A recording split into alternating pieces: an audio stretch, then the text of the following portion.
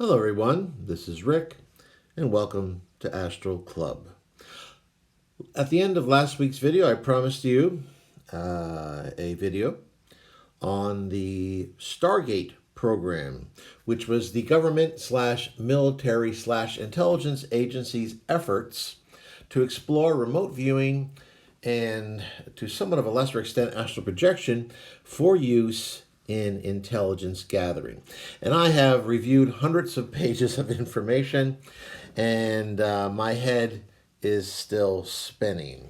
I'm going to do my best to try to distill it for you, because if I tried to read all of this, half of you would be asleep and the other half would either be signing off or dead.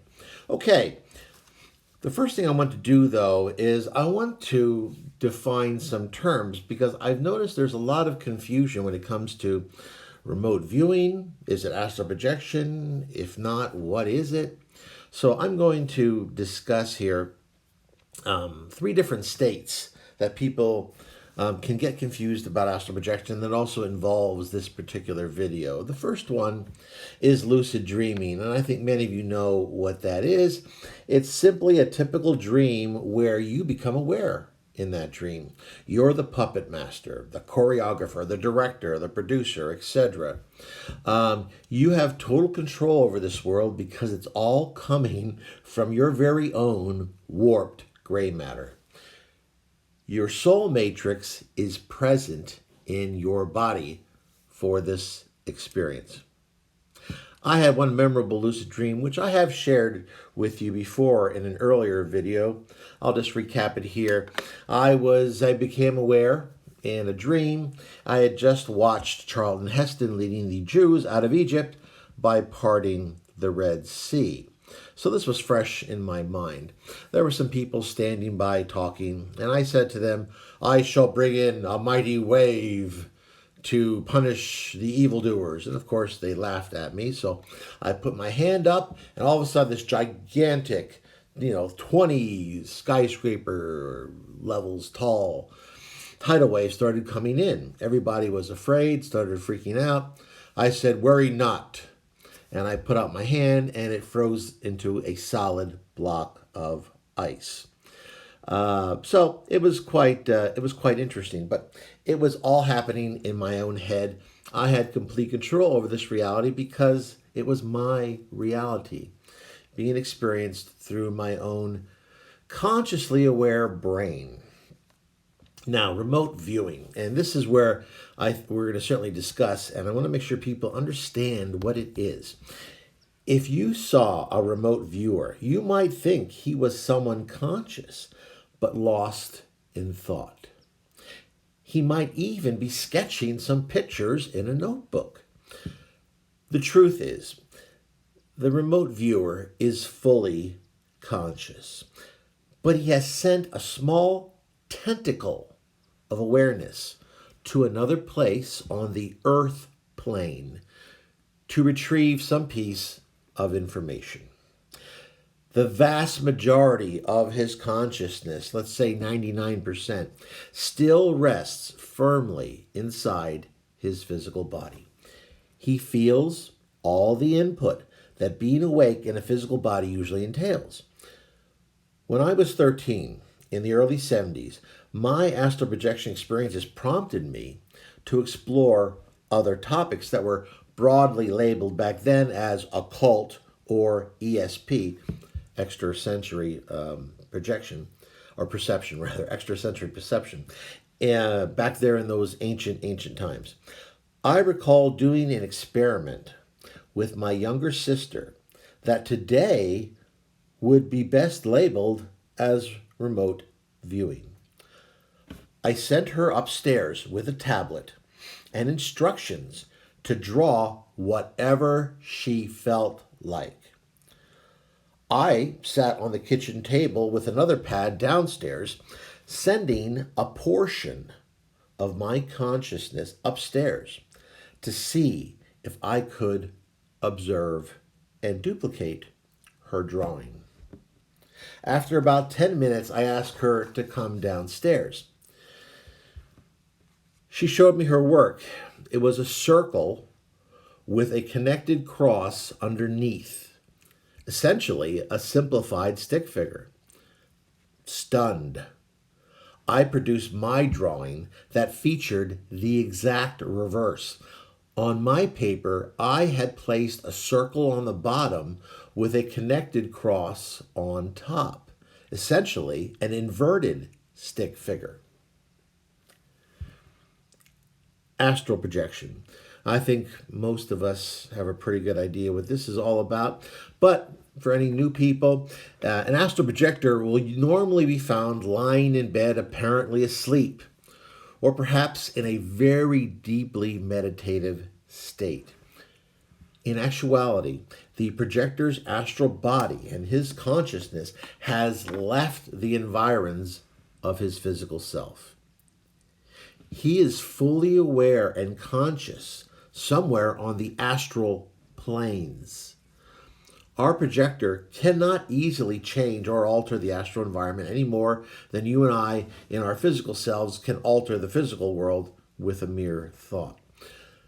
The reason being is that the astral planes are real and separate from our consciousness. When we return to our bodies, the astral remains, unlike the lucid dream environments that melt away as soon as we awaken.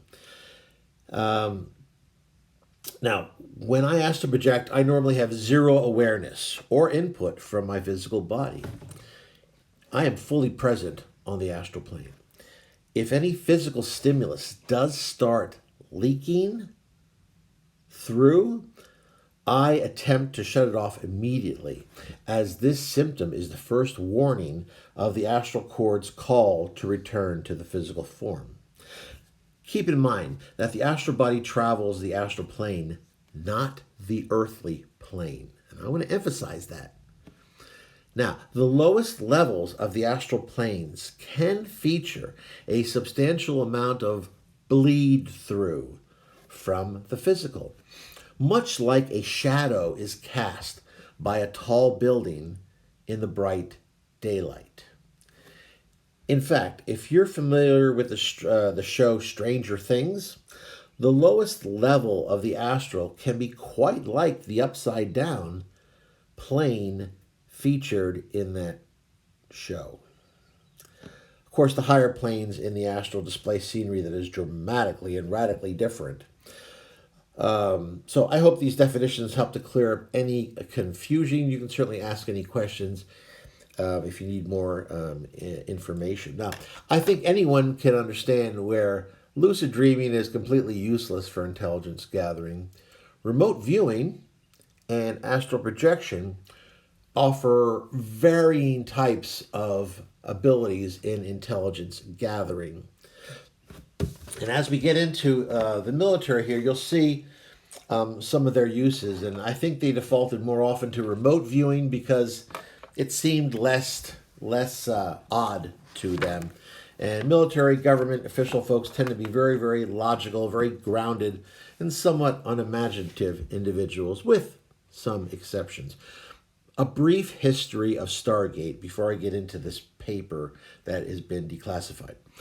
Originally, this remote viewing astral projection intelligence gathering project was called Grill Flame. And it began in 1978. It was originally based, though, on experimentation by the DIA and SRI International, which was a private contracting firm. Oh, the DIA, for anyone who doesn't know, is the Defense Intelligence Agency. It's a lot more secretive than people like the CIA. Because of all those publications, a proposal was made by elements within the United States Army Intelligence and Security Command to recruit and attempt to train and utilize psychics for the collection of intelligence information. A variety of recruits were obtained through a variety of sources. I imagine some of them were from the military. When this project was moved officially to the DIA in the late 1980s, they changed the name to Sunstreak, and then finally to Stargate. I hope you can keep track of all that. That's the military for you. I mean, if something can be needlessly convoluted and complicated, then why not do that rather than make it simple? Where's the fun in that? Okay. This report was originally done by a captain, Michael Zarbo, who I actually was able to contact. An interesting individual. He retired as a colonel from the U.S. Army. He wrote this paper in 1992, extremely well researched and documented, with extensive footnoting. He referenced a lot of folks who we're familiar with, Bob Monroe being one of those, our famous Journeys Out of the Body guy who I certainly met and had and still do to this day a great amount of respect for. At any rate, he wrote this paper in 1992 that was then labeled secret. It was a thesis that he submitted to the Defense Intelligence College because he was going for a Master's of Science in Strategic Intelligence. So that is the name of it. The actual name was Remote Viewing, Parapsychological Potential for Intelligence Collection, ? So I'll leave something in the comments too, or rather in the description, where you can find some of this information. And I'm just going to go through this here, so bear with me. So he starts with remote viewing could be a very profitable intelligence collection tool if accepted as valid by those who have the power to promote the research. You can see he's already suspecting that he's going to hit, or they're going to hit somebody who is not all that thrilled about this type of research, because they're much more grounded in our physical perspective. He mentions that this particular research, which he thinks might be potentially a profitable intelligence tool, was at a standstill when he was writing this in 92.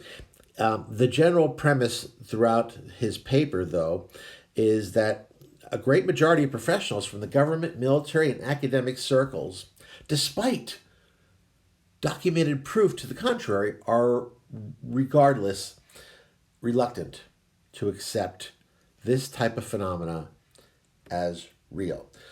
The reason being is they fear humiliation. How many of our scientists today are overlooking possibly revolutionary findings because they're afraid? They don't want to rock the boat. They don't want to risk their credibility. They don't want to risk their careers. So they cowardly ignore information that could better the human race. So anyway, he talks about how he's putting this study together to see that if perhaps this type of phenomena could eventually be used as what he terms a force multiplier, which is one of those great military buzzwords. Then he gets into chapter 1, where he talks about that the Soviet Union, which of course was still in existence at that time, although it was starting to turn over, it was falling and turning into the Commonwealth of Independent States. He mentions that they, on the other hand, had been pursuing this type of intelligence gathering for some time, ever since even before Stalin died in 1953. They were doing it secretly. Stalin was a materialist. He didn't approve of parapsychological research. But the Russians were taking it seriously. He said, in research conducted under the sponsorship of the former Soviet Union, the Russians, who study this concept of remote viewing, astral projection seriously, believe that when it is finally developed, remote viewing will allow an operator in one location to gather intelligence information from another area up to thousands of kilometers away. This collection will be conducted without the aid of electronic equipment, only strictly through mental processes. Our captain then goes on to talk about the importance and ramifications of remote viewing by our enemies in the field of intelligence. He says that were they to use this type of phenomena, it would place our U.S. forces at serious disadvantages. And to take it a step further, he suggests that this opposition could obtain our most stringently guarded secrets very easily, putting our entire country and its people under serious, serious jeopardy. He then talks about our boy, Robert Monroe, author of The Journeys Out of the Body, which he based on several years of his own personal out-of-the-body experiences. He talks about the possibilities and what he's perceived as his astral body leaves his physical body. So it's nice that he was able to consult who I consider are the modern founder of astral projection. He then gets into some history here. Security agencies apparently have been interested in remote viewing and similar types of phenomena, at least since World War II, when Hitler relied on astrologers and seers for intelligence information.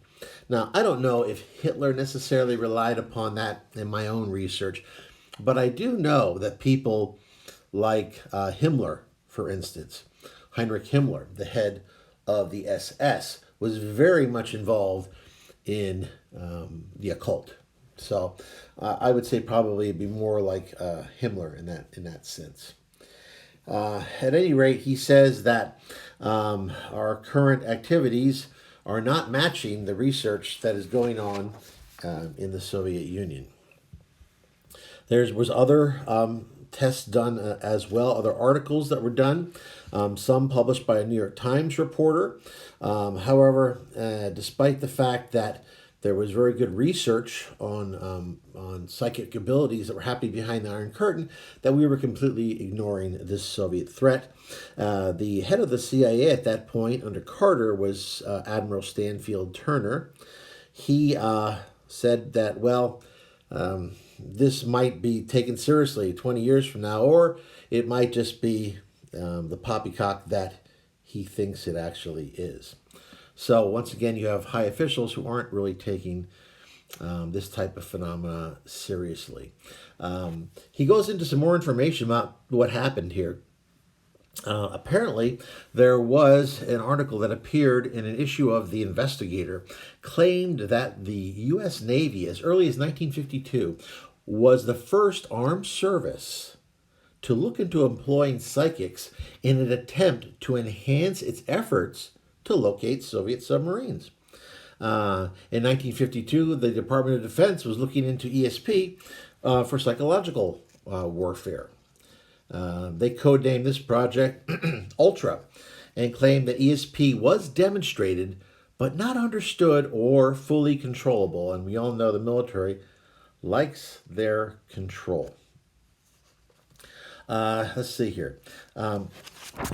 He then goes on to talk about some Stanford Institute research that occurred with a couple of scientists, and that the results of these experiments, a psychologist would sit with a psychic or subject in a laboratory, while another scientist would stand at an unknown site, sometimes several kilometers away. The subject would attempt to describe the site of which he had no prior knowledge. In other words, we're talking about remote viewing here. In many cases, the scientists said these descriptions of objects as large as clock towers and as small as pins were remarkably accurate. However, the result of using telepathic mental processes wasn't understood, so they really couldn't explain why it was successful. And I'm sure that bothered the heck out of them. A Major General George J. Keegan in 1977 said the Soviets are working on dramatically exotic new weapons. He said that in the future, they may have a weapon that is so awesome as to lead the Soviets to believe that they could completely neutralize our ballistic and submarine missiles. Now, my goodness, how scary would that be? And a little off script here for a second. I had some experience in the military. And I know there were frequent instances, and some of this has leaked out, where missiles, nuclear missiles, mysteriously went offline. Now, keep in mind, this isn't like your computer going offline where it's a minor annoyance. A nuclear missile going offline, or banks of nuclear missiles suddenly going offline for no reason, is a major security concern. It is not a small matter. And in many cases, the cause of these things are not completely understood. In some cases, flying saucers were seen in the area. Others, it was mysterious. So, and I imagine more of information about that is probably available, but it's not listed as readable for you or I. Something like that would be highly, highly, highly classified. Okay, let's see here. He then talks about, like I said, he talked about the Soviets' advantage in this type of area. I want to talk about one of these experiments. Okay, here we go. He talks about the Soviets were spending tens of millions of dollars annually doing these parapsychological experiments. Everything from telepathy to remote viewing to astral projection, you name it. However, in contrast, the U.S. was spending around $500,000 a year, and that was mostly coming from foundations and other private sources. Let's take a look at some other interesting experiments here. What I would like to do is offer a quick little trigger warning. Anybody who is extremely sensitive to the suffering of little animals should probably tune out for the next minute or so. Okay, the Soviets tried a very interesting experiment, and this was related by Ronald McCrae in his book Mind Wars, the true story of government research into the military potential of psychic weapons. Apparently, the Soviets implanted electrodes deep inside the brain of a mother rabbit who had just given birth. While observing the behavior of the mother rabbit in a laboratory on the shore, the newly born baby rabbits were taken out to sea in a submarine.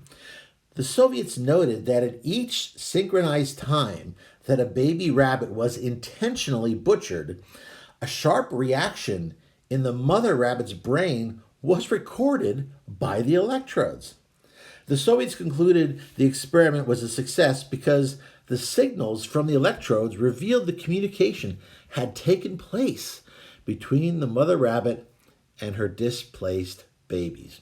This experiment was viewed as a response to party philosophy of not falling behind in any area of research, no matter how little understood. So you see the basic differences there. The Soviets were saying, look, we don't really know why remote viewing or telepathy or telekinesis or astral projection works. However, we are going to look into it anyway, because just in case it actually is real and can be used for intelligence or other types of purposes, we don't want to be left behind. The U.S., on the other hand, says, well, until we know for sure how and why it works, we really don't want to spend the money to investigate the situation. Now, there's a lot of pages of this report where they get into very, very detailed experiments that were extraordinarily well designed to ensure that the remote viewer, the subject whose job it was to go to a designated coordinates and view what was there and then report back. They went to extreme cases to make sure that there was no way that the experimenter could in any way betray what was actually going to be seen, because normally the experimenter himself didn't know what was going to be seen. So they were really careful. And if you're the type of person who enjoys reading these very, very in-depth descriptions, more power to you. I'm not going to bore you with that. In another excellent footnote, our captain talks about Brad Steiger's book, Astral Projection.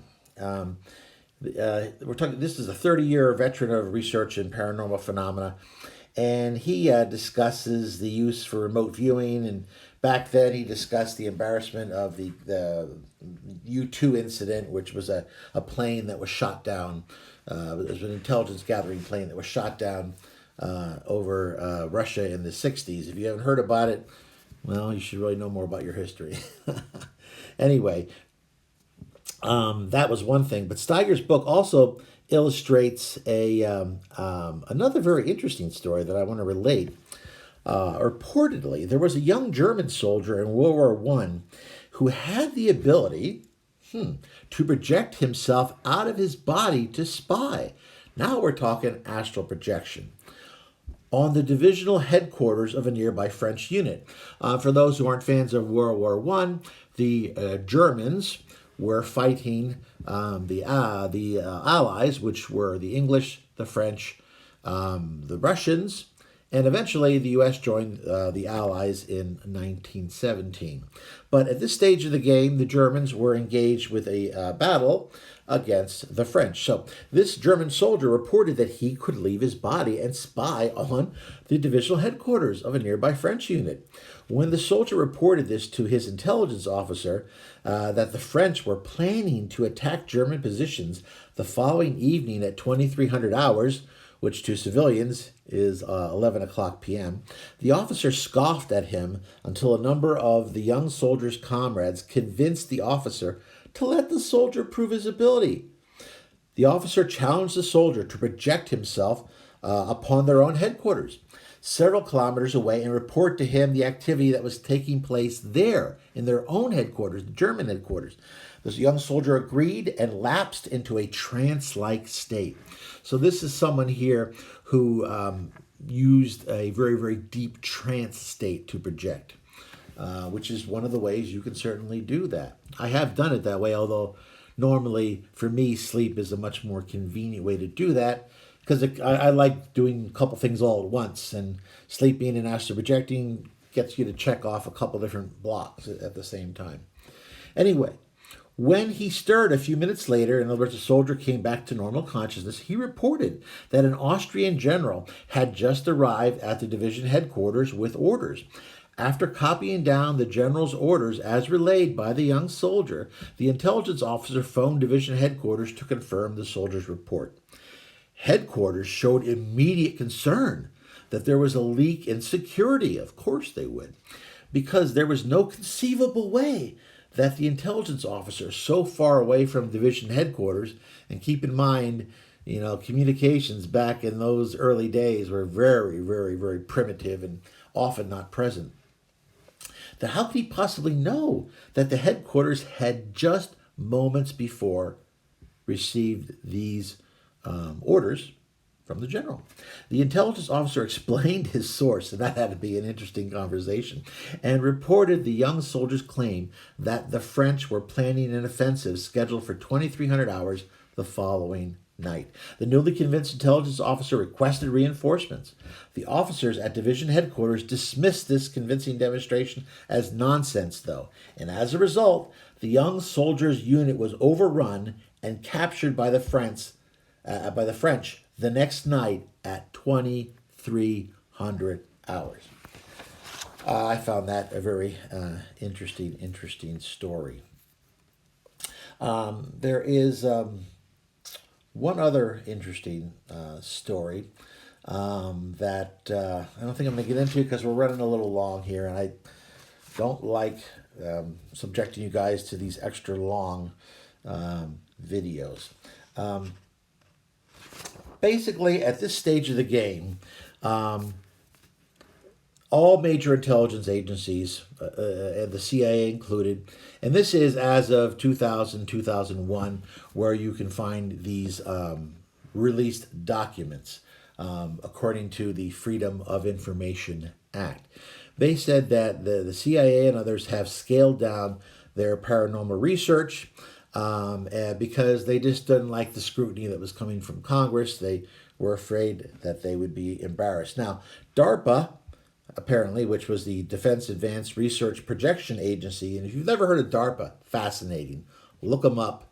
These guys, they're dreaming up the next weird inventions of the future that can be used to further the interests of the U.S. government. Anyway, DARPA's picked it up, and they've done some testing in that area. And their budget and everything else is highly secret. Not even Congress knows about it, I don't believe. But for the most part, for what we know, supposedly this research has been tailored off and or dropped. I don't believe it though, and let me tell you why. Remember when I told you the story that I decided to visit George Bush Jr. when he was George W. Bush when he was elected president of the United States? I decided to travel to check out his first day in the Oval Office, and I was prevented by what I could only describe as Astral Secret Service officers who prevented me from entering the Oval Office. I also was confronted with an extremely irritating electromagnetic field. It didn't stop me, but it was very uncomfortable. And I had to really, really, really focus on what I wanted to accomplish. That's when the guards stopped me. So if this has all been discarded, if no one's even bothering with it anymore, if we're to believe that, then where did they come from? What's that all about? Another example that I have shared with you is when I visited this ultra-secret military base that I uncovered. I was trapped in what I can only describe as an electromagnetic energy trap. I was stuck there for I don't know how long. It was like having bees buzzing all around my body. Extraordinarily uncomfortable. When they turned it off, I took off and never went back. So if there's no interest in this, where did that come from? And interestingly enough, recently I met someone else on Reddit who made a comment about they encountered this they didn't even know about me. They encountered very much the same situation. And they were asking, were they nuts? Has anyone else ever encountered something like this? I found it. I said, yeah, I encountered the exact same thing, guy. So there's other technology out there. There's knowledge out there. And I believe that, yes, perhaps some of the lower security agencies, the ones who have a lot of scrutiny, maybe they're not involved anymore. But I would not be surprised if DARPA and some other very highly secretive agencies weren't still performing these types of experiments into remote viewing and astral projection and using it for intelligence gathering and also to protect the intelligence against the enemies of the United States or idiots like myself who want to go and just be busybodies. So that is a rather longish report on Stargate and the military and the government and remote viewing and astral projection and how they're related, how they're tied together. So I hope you enjoyed it. If you did, I would very much like you to hit the like button. I would like you to share this video with those who like mine. Subscribe if you haven't subscribed yet. And please leave any questions or comments. You guys are the absolute best. I read other sites and all there is a bunch of idiots leaving stupid comments. You guys leave excellent comments and pose excellent questions, so I enjoy them very much. Next week, I am going to get more into the specifics, the physics, the truths of astral time travel. I know I've talked about it a little bit in the past, but there's a lot of misunderstanding, and I constantly find myself answering questions about it. So I'm going to produce a video next week that really gets into what's astral projection and time travel all about. What can you do? What can't you do? What are the limitations? What are the exciting things? And what it means for humans and the future of humanity. Thank you, guys. You are excellent. And as always, I'm Rick, and I will see you on the astral plane.